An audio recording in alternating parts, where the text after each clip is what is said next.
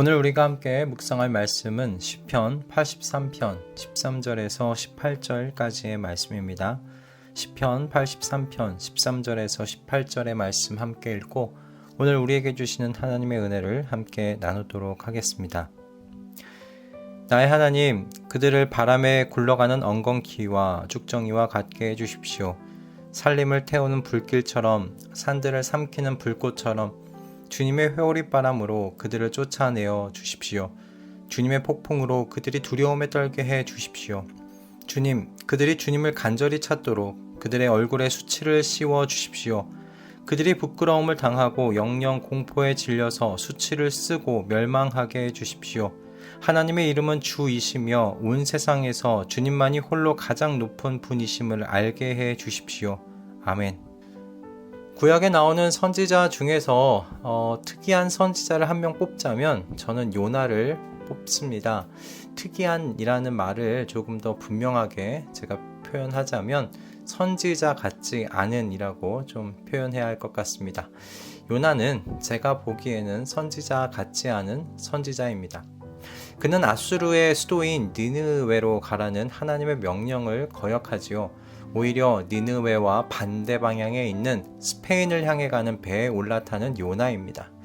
하지만 하나님의 강권적인 섭리 속에서 정말 어쩔 수 없이 그는 니느웨에서 하나님의 심판이 임할 것이라는 메시지를 하루 동안만 전하는데요. 요나서 본문 속에 기록되어 있는 니느웨의 크기는 3일을 걸어야 전체를 다 볼 수 있을 정도로 아주 큰 성읍이었습니다. 3일은 걸어야 하는 곳을 지금 하루 동안만 걸으며 메시지를 전했던 것을 보면 이 요나가 얼마나 이 일 하기를 싫어했는지 우리는 잘 알 수가 있겠습니다.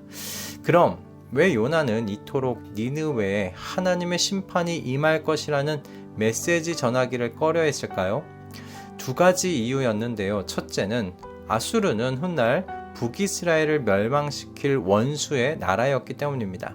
그래서 아수르의 수도인 니느웨에서 하나님의 심판의 메시지 전하기 싫어한 것이죠. 그리고 두 번째는 하나님께서 자비와 은혜가 풍성하신 하나님이신 줄을 이 요나가 알고 있었기 때문입니다. 하나님께서는 니느웨의 사람들이 회개하면 그들을 용서해 주시고 그들에게 내리고자 하셨던 진노를 거두실 하나님이시라는 것을 요나는 알고 있었다는 것이죠. 그래서 혹시라도 니느웨 사람들이 심판의 메시지를 듣고 회개하면 어쩌나 싶었던 겁니다. 그러니 아예 메시지 전하지 말아야겠다. 그렇게 결심한 것이죠. 하나님의 진노 속에서 아수르가 패망하기를 원했던 것이 바로 이 요나입니다. 요나를 선지자 같지 않은 선지자라고 생각하는 이유가 바로 여기에 있습니다. 그에게는 이방인이라 할지라도 하나님을 알고 하나님께 회개하며 겸손히 하나님 앞으로 나오면 그들을 내치지 않으시고 받아주시는 이 하나님의 영광이 드러나는 것, 그것이 목적이 아니었습니다. 요나는 인간적인 애국심에 사로잡혀서 수많은 사람들과 동물들이, 가축들이 하나님의 진노의 불길 속에서 사그라짐으로 북이스라엘의 이 미래의 재앙이 완전히 사라지기를 바랬던 선지자였던 겁니다. 이처럼 요나는 선지자였지만 세상 가운데 드러날 하나님의 영광이 목적이 아니었던, 참 어쩌면 인간적인 선지자였다, 그렇게 말할 수 있지 않겠나 싶습니다. 이렇게 요나에 대한 이야기를 했지만 그에 대해 이야기하는 저 또한 요나와 별반 다르지 않은 선택을 하며 살아가는 사람이다 싶습니다. 저를 포함하여 많은 분들이 우리의 인생 가운데 찾아오는 고난과 고통 그리고 위기가 세상 가운데 하나님께서 당신의 영광을 드러내시기 위한 재료로 사용하실 수 있다는 것을 잊을 때가 얼마나 많습니까? 당장 우리의 관심은요, 이 고난과 고통 그리고 위기에서 벗어나는 것이죠. 마치 홍해 바다 앞에 있던 이스라엘처럼 말입니다. 출애굽기 14장 1절에서 4절의 말씀을 보면 하나님께서요, 모세로 하여금 홍해 바다 앞에 장막을 치게 하신 이유에 대하여 설명되어 있습니다. 바닷가에 이스라엘이 장막을 치면 바로가 이스라엘이 막막한 광야에 갇혀서 우왕좌왕할 것으로 여기게 될 것이고, 그는 고집이 아직 꺾여 있지 않으므로 이스라엘을 뒤쫓아 올 거라는 거예요. 하나님께서는 바로 이 이집트 왕 바로와 그의 군대를 물리치심으로써 하나님의 영광을 드러내시며 이집트에 사는 모든 사람들까지도 하나님께서 세상의 주인이심을 알게 하실 거라는 그 말씀이 출애굽기 14장 1절에서 4절의 말씀에 기록되어 있습니다. 즉 하나님께서는요, 이스라엘을 위기 가운데 모시고 그 위기를 통하여 세상에 하나님의 영광을 드러내시는 것이죠. 물론 이스라엘의 입장에서는 위기처럼 보이죠. 하지만 하나님의 시선에서는요, 그들은 위기에 처한 것이 아닙니다. 하나님께서는 모든 사람들이 정말 상상할 수 없는 방식으로 이스라엘을 그 위기에서 벗어나게 하실 계획을 가지고 계셨기 때문입니다.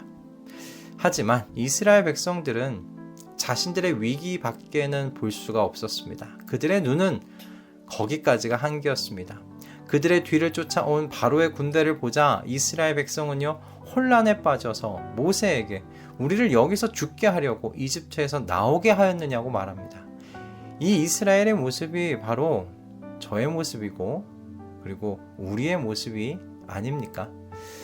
오늘 시인은 위기 가운데 처한 이스라엘을 구원해 달라고 하나님께 기도하고 있습니다. 5절부터 8절의 말씀을 보면 이스라엘을 치기 위하여 참 많은 나라가 연합했습니다. 10개국의 연합군이면 그 세력이 만만찮았을 겁니다. 그래서 시인은 하나님께 저들을 과거 모세가 미디안 지역을 점령하였듯이 그렇게 물리쳐달라고 간구합니다. 그러나 시인의 기도가 확장되는 것을 보게 됩니다. 13절부터 시인의 기도가 바뀝니다. 위기에서 구원하여 달라는 기도가요, 이제 자신들이 처한 위기를 통해서 하나님의 영광이 세상에 드러나게 해달라는 기도로 확장되는 것을 볼 수 있습니다. 하나님께서 이 연합군 세력을 쫓아내 주심으로 이 이방인들이 하나님을 알게 해달라고 기도하는 거예요. 16절의 말씀입니다. 주님, 그들이 주님을 간절히 찾도록 그들의 얼굴에 수치를 씌워주십시오. 18절의 말씀도 같이 보겠습니다. 하나님의 이름은 주이시며 온 세상에서 주님만이 홀로 가장 높은 분이심을 알게 해주십시오. 아멘.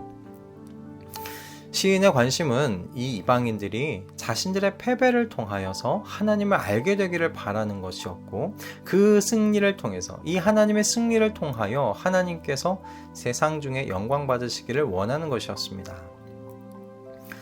우리는 시인이 당하는 것과 같은 이 국가적인 위기를 당하고 있지는 않지만 불시에 닥치는 개인적인 삶의 위기를 겪을 수 있습니다. 사람으로 인해 위기를 겪기도 하고요, 질병으로 인하여 겪기도 합니다. 때로는 이유를 알 수 없는 억울한 고난과 고통이 우리의 삶 가운데 엄습해 들어오기도 합니다. 그래서 마치 홍해 바다 앞에 진을 침으로 위기를 겪는 이스라엘 백성들과 같이 어디 피할 곳 하나 보이지 않는 진퇴양난의 상황 속에 처할 수 있는 것이죠. 이때 우리의 기도가요, 이 시인의 기도와 같아지기를 바랍니다. 이 위기에서 벗어나는 것이 우리의 관심사가 아니라, 거기까지가 아니라 내 삶에 닥친 위기를 통하여 하나님의 이름은 주이시며 온 세상에서 주님만이 홀로 가장 높은 분으로 영광 받기를 원하는 그 기도가 저와 여러분의 기도가 되기를 바랍니다. 그래서 오늘 아침 우리 이렇게 기도하며 하루를 시작했으면 좋겠습니다. 우리가 삶 속에서 당하는 모든 것이 하나님의 영광을 세상에 드러내는 재료로 쓰여지기를 소원합니다. 라고 말입니다. 그리고 하나님의 영광이 내 삶에 찾아온 위기를 통해, 고난을 통해 드러날 수만 있다면 기꺼이 이 위기와 고난을 당하겠노라고, 그러니 주님 성령으로 우리 자신을 충만하게 해주시기를 간구하며 이 하루를 시작했으면 좋겠습니다. 할렐루야. 기도하겠습니다. 주님, 우리는 모두 연약한 사람들입니다. 위기가 인생 가운데 닥치면 우리는 위기에서 벗어나는 것 외에 생각하기 힘든 연약한 사람들입니다. 주님, 우리를 주님의 성령으로 충만하게 하여 주셔서 시인과 같이 내게 찾아온 위기를 통해 세상 속에 드러날 하나님의 영광을 보고 구하게 하여 주시옵소서. 그렇게 오직 하나님의 영광을 바라는 우리의 삶이 되게 하시고 기도자 되게 하여 주시옵소서. 하나님의 백성인 우리를 통하여 주님의 영광을 드러내옵소서. 오늘도 우리에게 주신 하나님의 말씀에 감사드리오며 우리 주 예수 그리스도의 이름으로 기도드립니다. 아멘.